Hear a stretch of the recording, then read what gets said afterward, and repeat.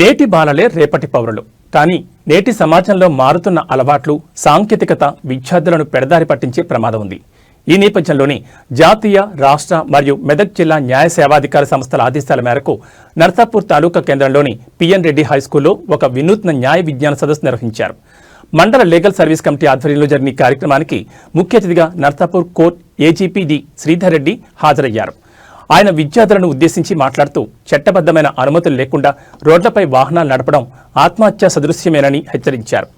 Licence మరియు insurance లేని ప్రయాణాలు ఇద్దరి ప్రాణాలను ప్రమాదంలో పడేస్తాయని, దీనివల్ల ఆయా కుటుంబాలు వీధిని పడతాయని ఆవేదన వ్యక్తం చేశారు. అదేవిధంగా నర్సాపూర్ ఎస్ఐ రంజిత్ కుమార్ మాట్లాడుతూ మాదక ద్రవ్యాల మహమ్మారి గురించి విద్యార్థులను అప్రమత్తం చేశారు.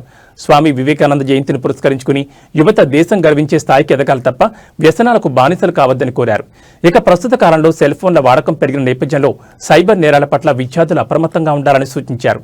తెలియని లింకులను క్లిక్ చేయడం ద్వారా వ్యక్తిగత సమాచారం దుర్వినియోగమయ్యే అవకాశం ఉందని, సైబర్ నేరగాల బారిన పడితే జీవితం నాశనమవుతుందని స్పష్టం చేశారు. ఈ కార్యక్రమంలో న్యాయవాది స్వరూపారాణి, బార్ అసోసియేషన్ ఉపాధ్యక్షులు ఆనంద్ కుమార్, ప్రిన్సిపల్ పిఎన్ రెడ్డి మరియు లీగల్ సర్వీస్ సిబ్బంది పాల్గొన్నారు.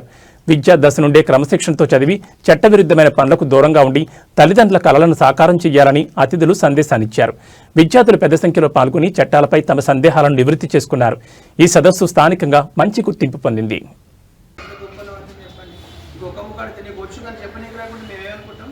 రాదనుకుంటాం, మరి రాకపోవచ్చు. మీ అందరికీ వస్తే చెప్పేవాళ్ళు కదా. నిజంగా వచ్చా మీ అందరికీ? ఇంతకోసారి అడిగింది వచ్చా? మరి వచ్చో రాదు కానీ ఎంతో నాకు ఏమన్నారు, 580 అన్నారు. 580 మార్కులు తెచ్చుకుంటాం, 570 అని.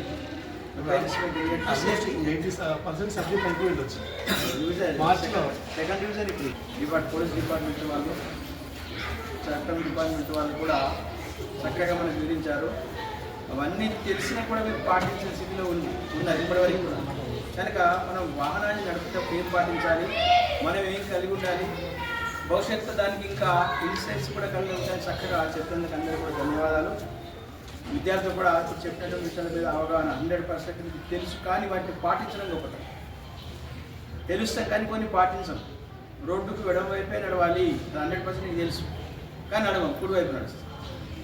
గ్రీన్ లైట్ పడ్డప్పుడే రోడ్ క్రాస్ చేయాలి, అది నీకు 100% తెలియదా? తెలుసు, కానీ గ్రీన్ లైట్ ఇంకున్నాక రెట్టున్నప్పుడు పరిగెత్తాం. ఏమైతే 18 సంవత్సరాలు నిండందే, లైసెన్స్ లేదే బండి వెహికల్ నడవరాదు.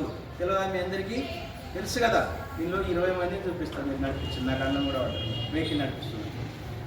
దానికి దొరికితే ఏమవుతుంది, చట్ట ప్రకారంగా ఏ శిక్ష ఉంటుంది, ఇవన్నీ అధిగమిస్తే దాని ఫలితం ఎట్లుంటుందో మీరు చక్కగా విన్నారు. మీ భవిష్యత్తు మీ ఇంట్లో కూడా, మీ కుటుంబ సభ్యులు కూడా మదర్ కానీ ఫాదర్ కానీ వెహికల్ నడిపిస్తే లేదా రోడ్డు మీద వాకింగ్ చేస్తే రోడ్డు నడుస్తుండే భద్రతా వ్యవస్థ గురించి చక్కగా దాని ఉద్దేశమే చెప్పడం. మీకు రాత్రి కాదు చెప్పి మీరు నేర్చుకొని ఇంట్లో కూడా మన పేరెంట్స్ కానీ బ్రదర్స్ కానీ సిస్టర్స్ కానీ 100% ట్రైనింగ్ ఇవ్వాలి. ఇట్లుంటేనే చేయాలి అని చెప్పాలని చెప్పి ఆలోచించిన ప్రభుత్వం కూడా ఈరోజు ఈ భద్రత కార్యక్రమం ఏర్పడింది. అది వచ్చి మన అదృష్ట పాయింట్ అనుకునేది, అదృష్టం అనుకున్న ఈరోజు చక్కగా వ్యవస్థ వాళ్ళు వచ్చి దాన్ని ఏం చేయాలి, ఏం చేస్తే బాగుంటే ఎట్లా చేద్దామనే విషయాన్ని చక్కగా మరొకసారి ధన్యవాదాలు చెప్తున్నాను. సిబ్బంది అందరికీ నమస్కారం. మీరు ఏ క్లాస్ చదువుతున్నాము ఇప్పుడు? అంతే 10థేనా?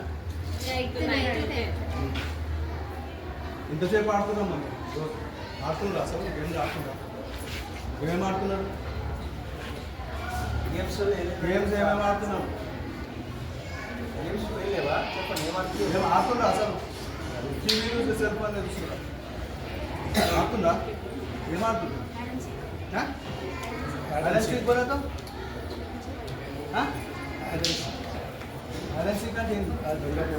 దొంగ పోలీసా?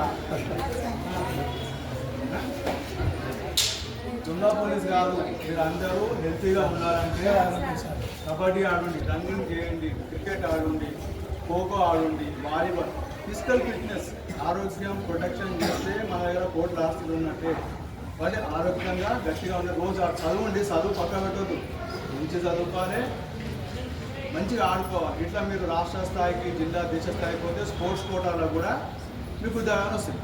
అట్లా ఒక బెనిఫిట్, మీ ఆరోగ్యము బాగుంటుంది. బట్ ఇట్లా ఒక బెనిఫిట్. ఇదే కాకుండా ఇవాళ గుట్కలు, సిగరెట్లు, ఎస్పెషల్లీ మీ యూత్, మీ జనరేషన్ పిల్లలు, అంటే అందరిని నేను అంటలేను, కొందరు పిల్లలు అట్లాంటి వాళ్ళను అవాయిడ్ చేయండి. గంజాయి కానీ ఇట్లాంటివి మీరు దగ్గర రానియొద్దు. మీ ఆరోగ్యాన్ని ఖరాబ్ అవుతుంది. మీరు మీకు భారం అవుతారు, మీ తల్లిదండ్రులకు భారం అవుతారు, దేశానికి కూడా భారం అవుతారు. అన్సోషల్ ఎలిమెంట్స్ సంఘ విద్రోహ శక్తులుగా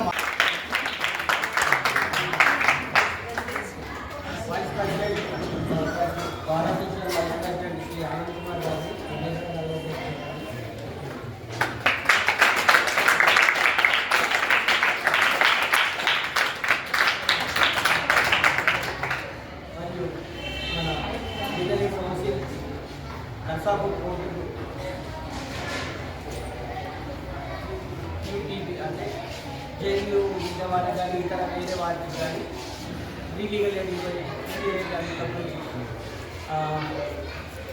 అడ్వకేట్ గారు స్వరూపరాణి వేతనాన్ని అలంకరించవలసిందిగా కోరుతున్నాను.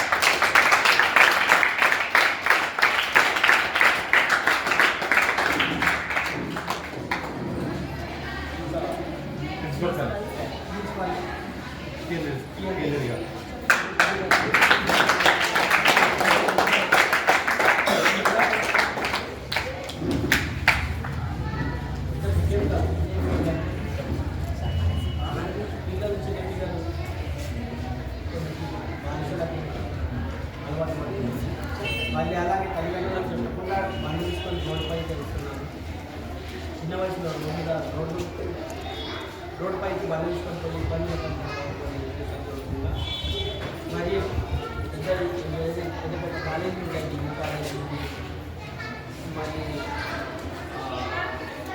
ఇంజనీరింగ్ కాలేజీ ఉంటుంది కదా, ఆ కాలేజీలో కొన్ని డ్రగ్స్కి అలవాటు పడుతుంది. సో అందుగురించి వాళ్ళు క్లుప్తంగా మీకు వివరిస్తారు.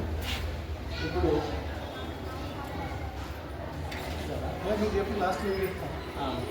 ఇప్పుడు మన ఇదర్ కౌన్సిల్ సరఫరాలు దాని అందరికీ నమస్కారం.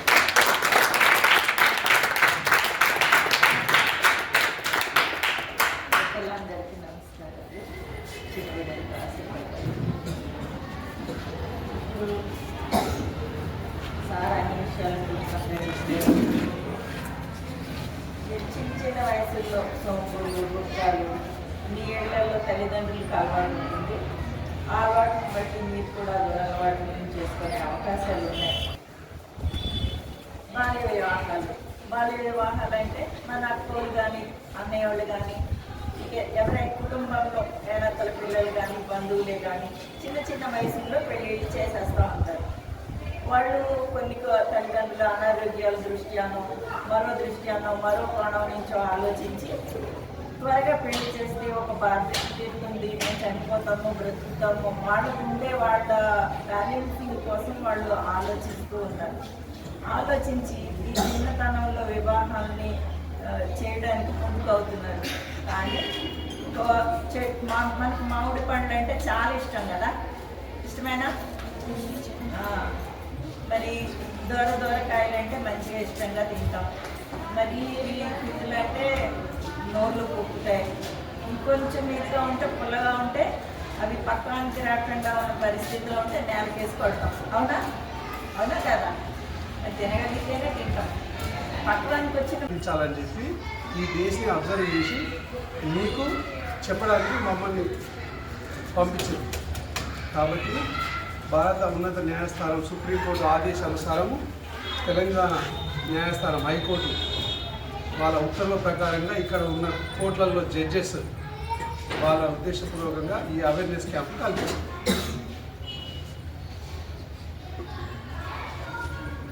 Arise, awake, stop not till the goal is reached. Who said these words?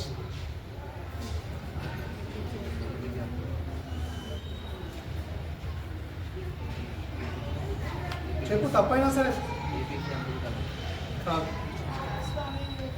Yes, very good. ఏ పేరమ్మా? మీ పేరు కీర్తన. ఓకే, సపోర్ట్ కొట్టాలి అందుకోసం.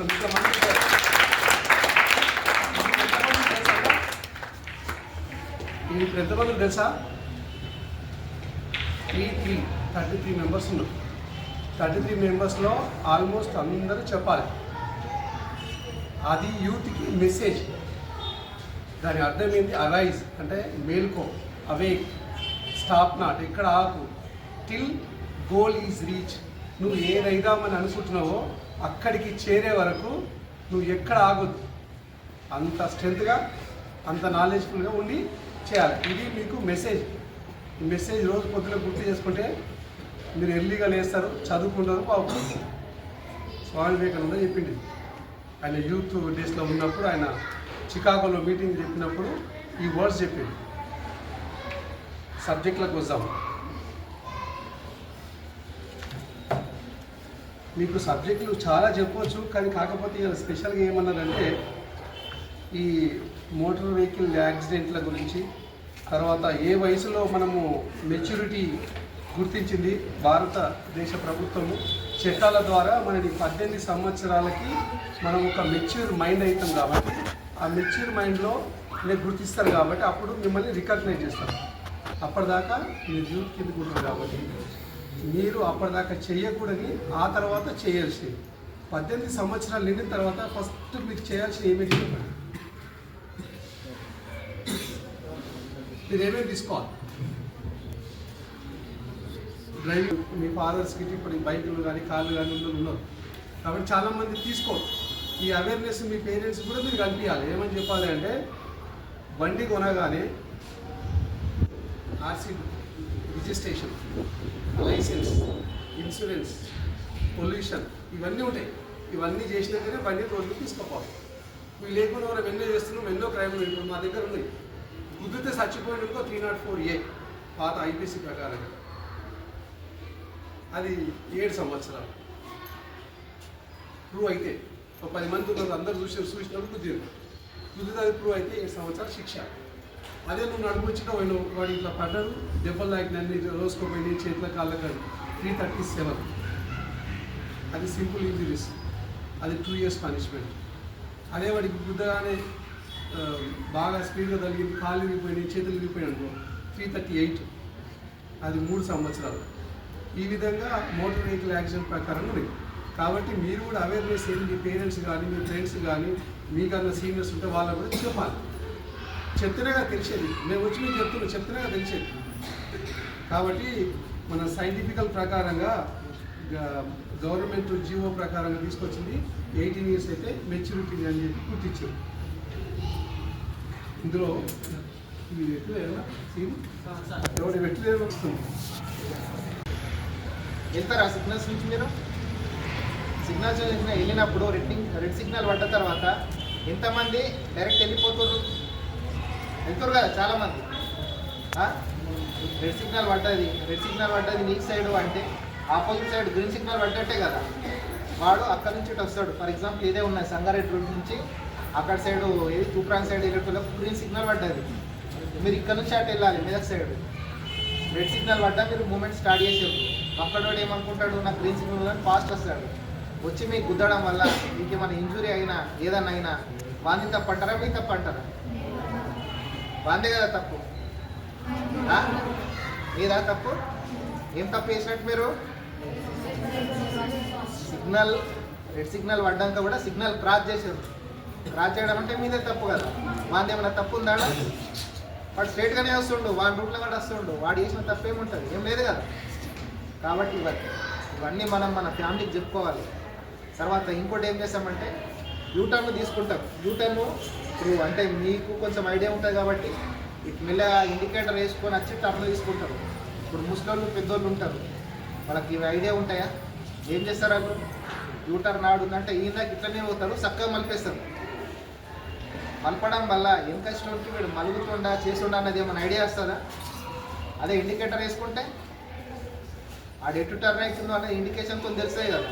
ఇప్పుడు నువ్వు టర్నింగ్ ఆడు ఉన్నది, నువ్వు వీడు ఇండికేటర్ వేసుకున్నావు అనుకో, అరే వీడు అటు టర్న్ అవుతుండ్రా నేను ఇక్కడికి వెళ్ళాలి అని ఎన్నికి ఆలోచన వస్తుంది. నువ్వు ఏది చేసుకోలేవు, వాడు స్పీడ్గానే వస్తుండు. నువ్వు స్పీడ్గా సడన్గా టర్న్ ఇస్తే వాడు ఏం చేస్తాడు? వెనక్కి గుద్దేస్తాడు.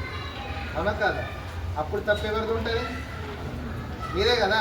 ఇండికేటర్ వేసుకోలే కాబట్టి మీదే తప్పు అవుతుంది. అవునా కాదా? కాబట్టి ఇవన్నీ మనం గమనించుకోవాలి.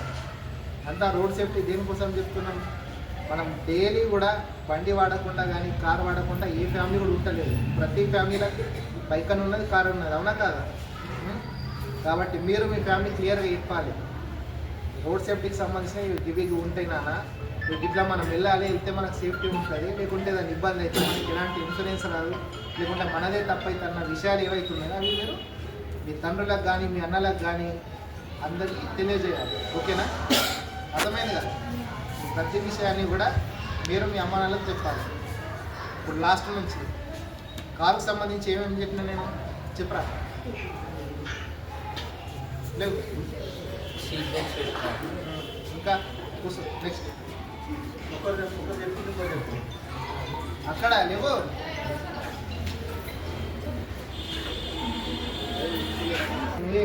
ఇంకా నెక్స్ట్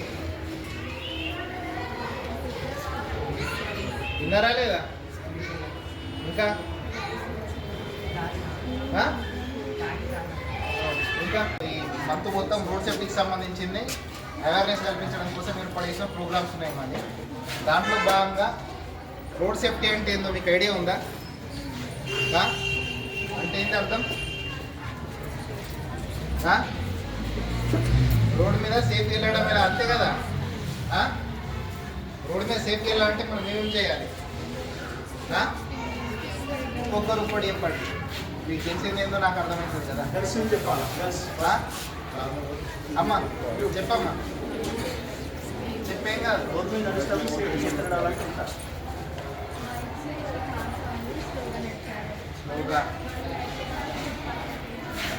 మంచి కూడా ఇవ్వండి. ఒకరు వన్ స్పీడ్గా వెళ్ళాలి, స్లోగా వెళ్ళాలి. ఒకటి రూల్స్ అంటే ఏమేమి చెప్పమ్మా.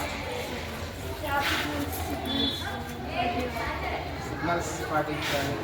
రెడ్ సిగ్నల్ వాడితే ఏం చేయాలి? రెడ్ సిగ్నల్ వాడితే ఏం చేయాలి?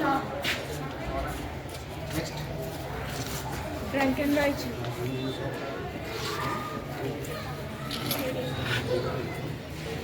ట్రాఫిక్ రూల్స్ ఫాలో కావాలి. గ్రీన్ సిగ్నల్ వచ్చినప్పుడే మూవ్ కావాలి.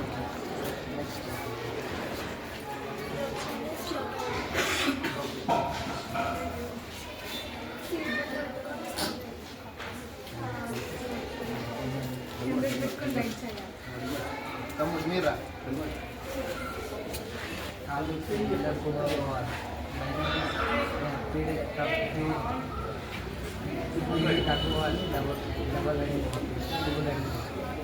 ఎవరైనా స్కూటీ నడుపుతారా? చెప్పరా? నువ్వు చెప్తా. నెక్స్ట్ బైక్ నడిపితే హెల్మెట్ పెట్టుకోవాలి. ఇంకా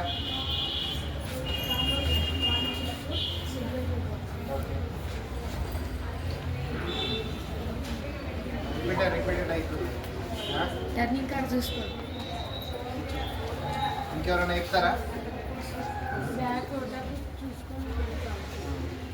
ఇంకా అంతేనా? రిపీటెడ్ కాదు. ఇంకా ఇంకేదైనా కొత్త బయట నేర్చుకుంటున్నారా? కూర్చో. మన రోడ్డుకు సంబంధించింది మనం ఎక్కువ చూసేటి ఏమున్నాయి? 2 వీలర్స్ 4 వీలర్సే కదా మనం తీసేటి. ఫస్ట్ 2 వీలర్స్కి వద్దాం. 2 వీలర్స్ అంటే ఏమేమిటి? బైక్స్, స్కూటీలు, ముసలు నడిపే ఎక్సెల్, 3 కదా. ఫస్ట్ దాని మీద మనం ఏం చేయాలి? ఫస్ట్ బైక్ నడిపేటప్పుడు ఇంతకుముందు అమ్మాయి ఏమన్నది? స్లోగా వెళ్ళాలి. ఎందుకు స్లోగా వెళ్ళాలి? సడన్గా ముందటి నుంచి ఏదైనా వెహికల్ వచ్చినా ఏదైనా పర్సన్ వచ్చినా కానీ నీకు నీ బైక్ కంట్రోల్ కావాలి కదా, దానికోసం స్లోగా వెళ్ళాలి. అర్థమైందా? ఇప్పుడు సడన్గా టర్నింగ్ వస్తుంది, నువ్వు ఫాస్ట్గా అనుకో, బండి టర్న్ అవుతుందా? ఏమవుతుంది? చక్కగా తీసుకపోయి పొదుల కన్నా పోతావు, ఇప్పుడు ఇంకో వెహికల్ కన్నా పెట్టిస్తావు. కాబట్టి వెళ్ళేటప్పుడు స్లోగా వెళ్ళాలి. నెక్స్ట్ వెళ్ళినావు, స్లోగానే వెళ్ళినావు, ఆపోజిట్ వాడు ఫాస్ట్గా వచ్చి నేను గుద్దిండు, నీ ప్రాణానికి రక్షణ ఉండాలంటే ఏం చేయాలి? పెట్టుకోవాలి. అది కంపల్సరీ. ఎవరు పెట్టుకోవాలి? డ్రైవర్ ఒక్కడే పెట్టుకుంటే సరిపోతుందా? పిలియన్ రైడర్ వెనక కూర్చునే వాళ్ళు కూడా పెట్టుకోవాలి. అంతే కదా? ఇప్పుడు బండిని ముందటోడు గుద్దుతాడు, ఇద్దరు ఉన్నారనుకో, ఒక్కొనికి హెల్మెట్ ఉంటే ఇంకొన్ని ఎత్తికైతే ఏమి రక్షణ ఉండదు కదా. కాబట్టి కంపల్సరీ ఇద్దరు హెల్మెట్ పెట్టుకోవాలి. నెక్స్ట్ ట్రిపుల్ రైడింగ్ చేయొద్దు. చేయొద్దా? మనం ఏం చేస్తాము, ఇలా స్కూల్కి ఎగ్జామ్ ఉన్నాక ఏం చేస్తారు, ఒక అలా డాడీకి బండి ఉందనుకో ఇంకా అన్నారు. ఎందుకు? మీరు మైనర్లు, మీకు డ్రైవింగ్ చేసే హక్కు లేదు, అయినా మీరు చేస్తున్నారంటే తప్పు చేసినట్టే కదా. అవతలని తప్పుని ఎవరు చూడాడు, అప్పుడు మీ తప్పును మాత్రమే చూస్తాడు. అర్థమైందా నేను చెప్పేది? కాబట్టి మీకు మేజర్ అంతే 18 సంవత్సరాలు నిండి లైసెన్స్ వచ్చినా కూడా మీరు బండి నడపకండి. ఒకవేళ నడిపితే యాక్సిడెంట్ అయితే మాత్రం వాళ్ళ తప్పైనా మీ తప్పే అవుతుంది. అర్థమైంది కదా? ఇంకోటి చెప్పారు, డ్రంక్ అండ్ డ్రైవ్, తాగి వాహనం నడపద్దని చెప్పారు. ఎందుకు? ఇప్పుడు మనం క్యాజువల్గా దావత్లల్లో బరాత్లలో చూస్తాము, తాగినోడు ఎట్లా నడుస్తాడు, వాడు క్యాజువల్గా నడుచుడు ఇట్లా పోతాడు, అవునా కాదా? అటువంటి వాడు బండి ఎట్లా నడుస్తాడు, ఇట్లా పోతే దేని పైన గుద్దుకుండే అవుతుంది కదా. అంటే తాగితే మనది ఇప్పుడు ఐడియా ఉంది కదా, చిన్న మెదడుకు సంబంధించింది, మనం తాగడం వల్ల అది సరిగ్గా పనిచేయకపోవడం వల్ల ఏమవుతుంది, మన మూమెంట్ మనకి కరెక్ట్ కనబడదు. నువ్వు స్ట్రైట్గానే నడుస్తున్నా అనుకుంటావు, కానీ అందరు చూసినప్పుడు నువ్వు ఎట్లా పోతావు, ఫ్యామిలీకి ఇటు జొలుపుకుంటా పోతావు. నువ్వైతే ఏమనుకుంటావు, నేను స్ట్రైట్గానే పోతున్నా అనుకుంటావు. అట్లనే బండి మీద నడిపేటప్పుడు నీకు అట్లనే అనిపిస్తుంది, కానీ తీసుకపోయి ఏదో బండికో ఏదో కారుకో గుద్దాల్సిన పరిస్థితి. కాబట్టి ఎప్పుడైనా సరే తాగి వాహనం నడపదు. అర్థమైందా? నెక్స్ట్, ఇన్సూరెన్స్ కంపల్సరీ ఉండాలి ప్రతి వెహికల్. మనం ఏం చేస్తామంటే ఇంటికాడనే కదా స్కూటీ నడిపేది, దానికి ఇన్సూరెన్స్ ఎందుకు, దానికి ఆర్సీ ఎందుకు, లైసెన్స్లు ఎందుకు అని అనుకుంటారు. ఫర్ ఎగ్జాంపుల్, చిన్న యాక్సిడెంట్ అయింది, మీరు మీ ఫ్యామిలీకి సంబంధించిన ఇంకెవరన్నా అనుకోని పరిస్థితుల్లో చనిపోయింది, ఒక ఇంట్లో మంచిగా ఏమంటారు కష్టపడి అంటే ఇంటిని పోషించే వ్యక్తి ఉంటాడు కదా, ఆ పర్సన్ ఇదే యాక్సిడెంట్లో చనిపోయాడు అనుకో, వాళ్ళ ఏమంటారు ఆ ఫ్యామిలీ పరిస్థితి ఏముంటుంది? అప్పటిదాకా స్కూల్కి వచ్చే మీరు ఏమవుతారు, ఇంటికాడ బోళ్ళు దోముడు